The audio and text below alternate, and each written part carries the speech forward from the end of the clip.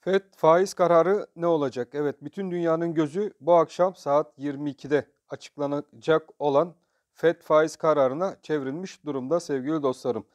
Bizler tarafından da merak edilen dolar yatırımcısı ve altın yatırımcısı tarafından merak edilen FED'in bu akşam bir faiz kararı alacak olup olmaması. Bu faiz kararını FED almasıyla birlikte dolar kurunda ve altında ne gibi hareketler, yükseliş mi yoksa düşüş yönünde mi hareketler olabilir?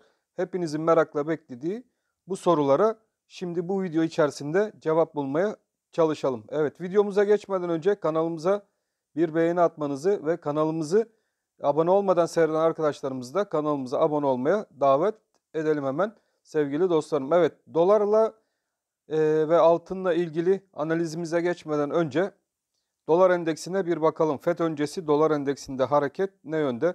Evet, 94-80 puan üzerinde bizler dolar endeksinde yukarı yönlü hareket beklentimizi zaten sizlerle birlikte paylaşmıştık.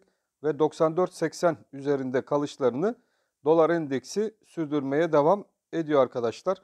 Dolar endeksinde 94-80 üzeri kalışlarda buradaki gördüğünüz hareket yukarı yönlü kırılmış durumda FED öncesi. Buna da dolar endeksi üzerinden baktığımız zaman dolar kurundaki yükselişin yukarı yönlü devam ettiği ve doların gelişmekte olan para birimleri karşısında değer kazanımını hızlandırdığı şeklinde de yorumlayabiliriz. Burada dolar endeksinde 97 puan üzerinde hareketler daha da sertleşecektir. O yüzden dolar endeksini takip eden arkadaşlar 97 puan üzeri kalıcılığa da dikkat etmeleri gerekli. Kısada baktığımızda dolar endeksinde 94.30, yukarıda 96.20 seviyesi. Evet, burada bir ilerleyen dönemlerde dolar endeksinde de 98 puan civarına doğru giden bir hareket tekrardan izleyecek gibi gözükmekte arkadaşlar. Evet, dolar endeksinde hedef yukarı yönlü 98 puan civarına doğru yukarı yönlü hareketler devam edecektir. Evet, bu akşam saat 22'de FED'in kararları açıklanacak. Ardından da Powell'ın yapacağı konuşma önemli olacak. FED sıkıştı sevgili dostlarım. Evet, FED sıkıştı.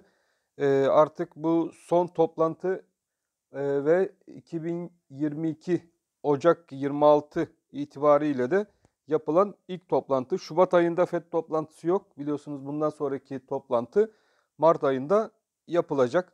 O yüzden FED'in piyasalara müdahalede geç kalmaması açısından bu toplantıda ileriye dönük vereceği mesajlar önemli olacak. İşsizlik verilerine ABD tarafında baktığımız zaman özellikle Covid-19 etkilerinin öncesinde 3,5-3,9 civarlarına tekrardan geri dönen bir işsizlik verileri ABD'deki toparlanma sürecinin Covid-19 öncesine geldiğini bize göstermekte. Artık yani ABD'nin fazla para basmasına gerek kalmadığı şeklinde ekonomik açıdan bakıldığında bu şekilde yorumlanabiliyor. Ve bu yüzden de Powell ABD'deki enflasyonist baskıyı %7'lerde çıkan enflasyonu kontrol altına alabilmek amacıyla Fed'in de bu akşam ileriki özellikle de Mart ayı içerisinde başlayacak bir faiz arttırma sürecine tekrardan ABD'nin gidebileceği yönündeki düşüncelerimiz hız kazanmış durumda sevgili dostlarım. Yani ABD Mart ayı içerisinde bir faiz arttırmaya başlayabilir. Bu da varlık alımlarını azaltma yönüne gitmesi ve bu varlık alımlarındaki azaltma yönüne gidilecek olan süreci de hızlandırma olasılığı oldukça yüksek gözükmekte. Bu akşam itibariyle biz dolar Türk lirası kurunu teknik analiz açısından sizlerle birlikte ekran başında takip edeceğiz. Bizler için sıkışma dolar endeksinden sonra dolar TL grafiğine baktığımız zaman 13.80 bizler için ilk etaptaki direnç bölgesi olarak gözükmekte. Onun üzerindeki direnç bölgemizde 14.05 bölgesi üzerinde gelişen bölge. 13.40 bölgesi üzerindeki hareketler dolar TL kurunda bizlere tekrardan kısada 14.05 bölgesine doğru yukarı yönlü hareketleri getirecek. Teknik analiz sonucuyla bulduğumuz yukarı yönlü hareketlerin devam edeceğinin işaretini bizlere getiriyor sevgili dostlarım. Bu hafta itibariyle de zaten 13.40 üzeri kalışlarda 14.05 test edilebileceği ile ilgili yatırım tavsiyesi olmamak koşuluyla öngörülerimiz mevcuttu. Orta ve uzun bazda dolar kurunu takip eden arkadaşlar ise odaklanmaları gereken en önemli seviye 12.70 seviyesinden geçen bölge olarak takip edilmeli. Hazine ve Maliye Bakanı'nın almış olduğu biliyorsunuz tedbirler var. Bu tedbirler içerisinde şirketlerin döviz bozdurmaları beklentisi var. Bununla ilgili Türkiye Büyük Millet Meclisi'nde kanun da çıkartıldı zaten. Dövizini bozduran şirketlere vergiden, kurumlar vergisinden istisnalar sağlanacak. Bununla ilgili Sayın Hazine ve Maliye Bakanı Nurettin Nebati'nin beklentisi ise ilk etapta 10 milyar dolarlık şirketlerden bir dolar bozumu ve ilerleyen günlerde bunun 20 milyar dolarlar seviyesine kadar çıkabileceği yönündeki beklentiler mevcut.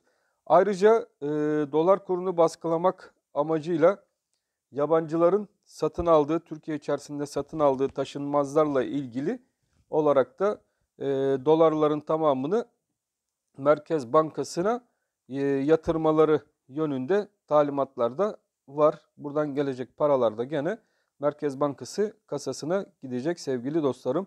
Ayrıca döviz tevdiat hesaplarımız mevcut. Döviz tevdiat hesapları yani döviz korumalı hesaplar. Bu döviz korumalı hesaplardan da TL bazında buraya geçişler dolar alımını durdurabilmek amacıyla düşünülmüş bir önlem. Bu önlemde devam etmekte. Bunların yansıması kısa vadede dolar TL kurunda bugün itibariyle baktığımız zaman doları yatayda tutmaya yeterli geldiği gözükmekte. Fakat Fed'in bir şahin tutumu, Powell'ın yapacağı bu akşamki konuşma bu yüzden çok çok önemli bir konuşma. Buradan gelecek faizleri 2022 yılı içerisinde hangi aylarda veya kaç defa artıracağıyla ilgili FED'den bir açıklama gelir ise arkadaşlar ben dolar TL kurunda ilk etapta 14.05 seviyesine doğru yukarı yönlü hareketler beklentim dahilinde olacak ve ilerleyen süreç içerisinde de bu 14.05 üzerinde dolar TL kurunun tutunup kapanışlar yapıp yapamayacağı da önemli olacak benim için. İlk etapta bu seviyeleri sizlerle birlikte takipte kalacağız. Altın tarafına hemen geçelim. FED'le birlikte altın yükselecek mi, düşecek mi şeklinde sorularınız var. Bunlara da cevap bulmaya çalışalım. Toplantı öncesinde gümüş tarafına baktığımız zaman gümüşün ons tarafında 23.80 civarlarında gümüşün ons tarafında hareketler izlemliyoruz. Bu hareketler gümüşün onsunda 23.70 önemli bir destektir. Gümüşün onsunu takip eden arkadaşlar buradaki 23.70 destek bölgesini sıkı bir şekilde takipte kalsınlar. Bu destek üzerinde kalındıkça 24.35 seviyesinde tekrardan gümüşün ons tarafında hareketler izleyebiliriz. 23.70 altında bizler için kritik öneme sahip olan desteklerde 23.30 destek bölgesi ve 23.06 destek bölgesi gümüşün onsunda takip edilecek önemli seviyeler. Ayrıca 23.06 bölgesi gümüşün onsunda önemli bir bölgedir ve stop olarak da takip edilecek bir bölgedir arkadaşlar. Gümüş ons takip eden arkadaşlarımız bu bölgelere riayet ve dikkat etsinler. Hemen altın onsa geçelim. Altının ons tarafında bizler için takipte kalmamız gereken seviyeler hangi bölgelerde? Sizlerle birlikte bunu değerlendirelim ve destek ve direnç noktalarımızı belirlemeye çalışalım altının ons tarafında. Evet, ons altın takip eden arkadaşlarımız FED'den gelecek bir daralma ve bu daralmayla ilgili biraz aşağı yönlü 1827 seviyelerine doğru aşağı yönlü hareketler görebiliriz arkadaşlar. Bakın 1827. 1827 üzerinde kalındıkça bizler için buradaki 1848 ve 1827 aralığı dalgalı bir seyrin devamı anlamını taşıyacağından dolayı 1827 seviyesi önemli bir bölge. Bunun altına taşmalarda 1819 ve 1814 seviyeleri ons altında takip edilebilir ve bu seviyeler ons altın için 1814 özellikle stop bölgesi olarak da kullanılabilir. Benim beklentim ons altında 1880 dolarlar civarına doğru hareket olacağı yönündedir ilerleyen günlerde. Ve 1814 üzerinde kalındıkça da buradaki beklentim devam ediyor sevgili dostlarım. Peki diyeceksiniz, Fed'in yapmış olduğu faiz arttırımlarıyla ilgili çok şahin bir açıklama gelir ise altının onsunda nasıl böyle bir hareket olacak? Fed'in hareketlerinde ve kararlarını verirken arkadaşlar piyasaları çok sarsmayacağı şekilde bu akşam bir karar vereceği yönündeki beklentim var. Enflasyonist baskı ve reel verilen faiz arasındaki fark da altın tarafına yarayacağını düşündüğüm için hareketler hem ons bazlı hem de bizdeki iç sebeplerden, yani gelişmekte olan ülkelerde doların değer kazanımıyla birlikte TL'nin değer kaybının bir müddet daha devam edeceğini düşünmemden kaynaklı olarak da sevgili dostlarım altının ons tarafında yukarı yönlü hareketlerin devam edeceğini düşünmekteyim. Buradaki hedefim benim 1880 dolarlar civarı. Gram altın tarafına bakalım hemen. Gram altında ons ve dolar bazlı olarak beklentilerim devam ediyor. 782 benim için önemli bir destekti. Bu hafta takip ettiğim önemli bir destek ve bu destek hala devam ediyor ve burada 805'te bulunan bir direnç bölgesi mevcut. Hareketler 805 üzerine taşar ise arkadaşlar bu FED'le birlikte 818 TL civarına doğru yukarı yönlü hareketler gram altın tarafında da izleyebiliriz. O yüzden gram altında da gene stokastik indikatörümüze baktığımız zaman yukarı yönlü hareketlerin devam ettiğini gözlemlemekteyiz. Altın hala yatayda yukarı yönlü seyrine devam etmekte ve gram altında da yukarı yönlü 818 önemli bir seviye, önemli bir direnç olarak bu akşam itibariyle takipte kalınması gereken bir bölge diye düşünmekteyim. Evet sevgili dostlarım, sizlerle birlikte doları, altını, gümüşü değerlendirdik. Şimdi FED saatine doğru müsait olursak tekrardan bir canlı yayınla sizleri bilgilendirmeye çalışırım. Gelen verileri sizlere anlatmaya çalışırım. Ben hepinizi çok seviyorum. Hepiniz Allah'a emanet olun. Hoşça kalın arkadaşlar.